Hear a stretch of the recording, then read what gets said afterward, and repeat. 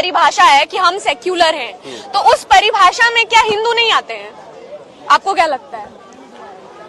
अब मैं ही बोलूंगा तो इनसे भी सर आप बताइए, सेक्युलर की परिभाषा में क्या हिंदू नहीं आते हैं अकॉर्डिंग टू सो कॉल्ड बड़े पत्रकार? सो कॉल्ड बड़े पत्रकार जो हैं, हाँ। जैसा कि अभी भाई कह रहे थे कि रविश कुमार, हाँ। एक जाना पहचाना सा नाम है, हाँ। पर उसकी इमेजिनेशन क्या है पब्लिक के बीच में वो सब जानते हैं। और रही बात सेकुलरिज्म की, तो सेक्युलर शब्द जो है, पहले तो हमें इस शब्द पे विचार करना चाहिए, क्योंकि जब संविधान का निर्माण हुआ था उस समय सेकुलर जैसा कोई शब्द नहीं था यहाँ पे। अब जो सो कॉल्ड सेकुलर पत्रकार हैं, जिनको सिर्फ ये दिखाई देता है कि हिंदुत्व या फिर हिंदू आतंकवाद या फिर हिंदू आतंकवादी या फिर राम भक्त जैसे शब्दों का इस्तेमाल करते हैं रविश जैसे लोग, तो उनको फिर मोहम्मद भक्त कोई क्यों नहीं मिलता है?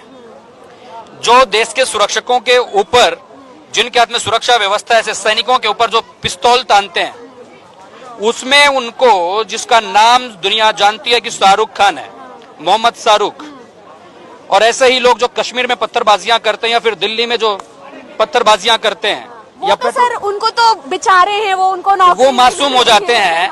ताहिर हुसैन जैसे लोग मासूम हो जाते हैं उनके लिए।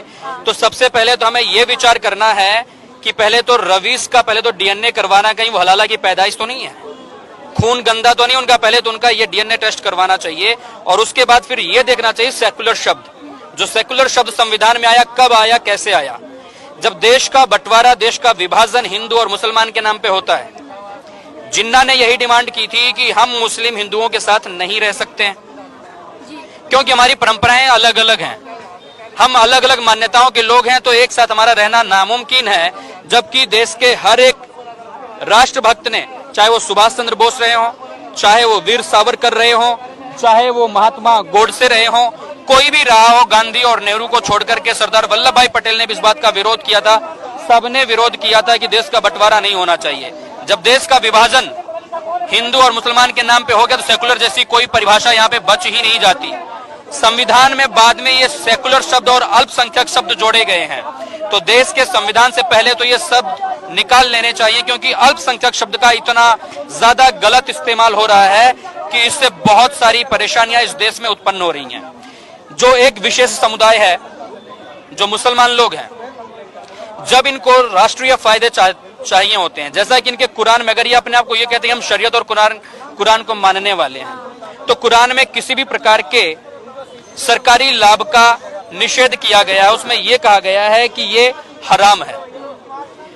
किसी भी तरीके से कोई भी छात्रवृत्ति लेना या कोई भी पैसा सरकार से लेना, वो सब हराम है। अगर इस्लाम इस बात को हराम कहता है, आप क्यों लेते हैं? जब आपको सरकारी फायदे चाहिए होते हैं, तब आप अल्पसंख्यक बन जाते हैं कि हम अल्पसंख्यक हैं और इस देश के नागरिक हैं। इस देश के नागरिक मानते हो और इस देश को जलाते हो। जब आपको वो सारे के सारे फायदे नहीं चाहिए होते हैं, जब आपको सब्सिडियां नहीं चाहिए होती हैं, तब आप कहते हो कि हमें इस देश में नहीं हम इस देश के कानून को नहीं मानेंगे, हमें शरिया अदालतें चाहिए, हम शरिया को मानते हैं, शरिया को ही मानेंगे।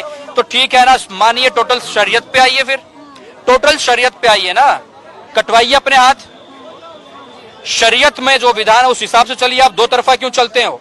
क्योंकि आप हो ही दोगली औलाद हैं, आप दोगली पैदाइश हैं, क्योंकि आप हमेशा एक जगह पे नहीं रह सकते। अंबेडकर ने भी इसी बात को कहा था कि इस्लाम कौम ऐसी है कि इनकी निष्ठा, इनका विश्वास और इनकी वफादारी सिर्फ कुरान के साथ हो सकती है, वतन के साथ कभी इनकी वफादारी नहीं हो सकती है। देश तो क्या, दुनिया में आप देख लीजिए, जहां पर भी ये रहते हैं, सिर्फ इनकी वफादारी कुरान के साथ होती है, उस देश के साथ नहीं होती है। जिस भी देश में रहते हैं, जिस देश का पैदा हुआ अनाज खाते हैं, उसी देश में गंदगी करते हैं और उसी देश को जलाते हैं। चाहे आज आप फ्रांस को देख लीजिए, आज आप इंग्लैंड को देख लीजिए, भारत के हालात तो आप देख ही रहे हैं। इनमें अगर जरा सी भी राष्ट्रीय होती, जरा सा भी अपने आप को मानते होते कि हम हिंदुस्तानी हैं, तो ऐसी हरकतें हरगिज ना करते। आजादी के पहले से लेकर के आज तक की बातें देख लीजिए। आजादी के बाद ही कश्मीर से हिंदू भगाए गए थे, कश्मीरी पंडित, वो देख लीजिए। या फिर आप कैराना देख लीजिए, मुजफ्फरनगर में देवबंद का एरिया देख लीजिए, दिल्ली में भी बहुत सारे परिवार ऐसे हैं जहां पर उनको मजबूर किया जाता है कि तुम ये इलाका छोड़ करके चले जाओ, इन घरों को छोड़ करके चले जाओ, अपने घरों को, प्रॉपर्टियों को बेच के चले जाओ। ऐसी हरकतें जब इनकी होती हैं तो आप किस आधार पे ये कह सकते हैं कि ये यहाँ के वासी हैं, या किस आधार पे आप कह सकते हो कि हम भारत के वासी हैं? जब आप भारत के वफादार नहीं है तो आप भारत के वासी कैसे हो सकते हो? सर ऐसा भी देखा गया, मैंने देखा है कि 4 मुस्लिम एक हिंदू के बीच में रह सकते हैं, लेकिन एक हिंदू 4 मुसलमानों के बीच में नहीं रह सकता है, ऐसा अनुमान देखा जाता है। हाँ, तो बार बार जो मुझे लगता है ये हम लोग की दिक्कत है कि हम अपने आप को ही स्टैंड नहीं कर पा रहे हैं, हम इन सारी चीजों में उलझे हुए हैं और इसी वजह से हमारे साथ ऐसा हो रहा है। मुझे तो लगता है कुछ दिनों में ऐसा होगा कि हम ही इस देश से बाहर जाएंगे, वही आएंगे।